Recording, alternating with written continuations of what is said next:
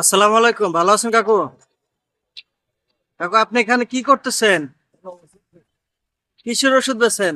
বিভিন্ন ধরনের ওষুধ, যেমন? যেমন নেশা, কিংবা অ্যালার্জি, হাঁপানি, টান কফ, মাথা ব্যথা, শরীর দুর্বল,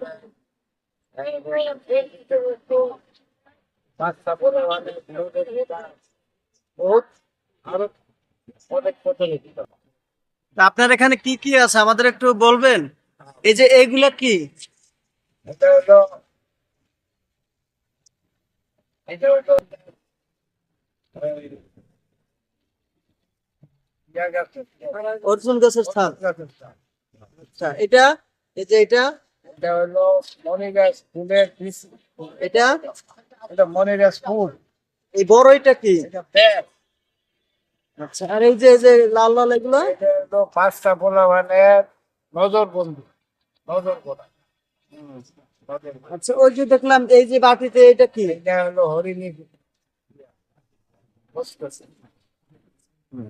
এটা করি গলায় করি দেখ বাচ্চা হ্যাঁ। চাপিস। এটা কি কাকা?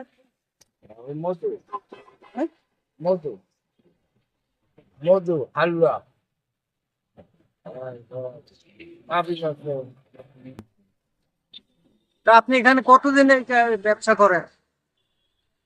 এই ব্যবসার বয়স আমার 25 বছর। 25 বছর। এইখানে কতদিন? হয় না 1 বছর। আপনার ওষুধ খেয়ে মানুষ সুস্থ হয় এরকম? আমি এ নিয়ে 1 বছর পেয়েছি। আল্লাহ রহমত মানুষের ন্যায় তো সুস্থ হয়ে যাবে।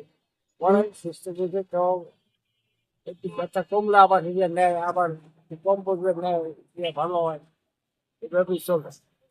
তা আপনি এইগুলো শিখলেন কিভাবে, বা কতদিন ধরে শিখলেন, বা ওরা আমার দাদা শিখিয়ে গেছে আমার এই বস্তু নাই।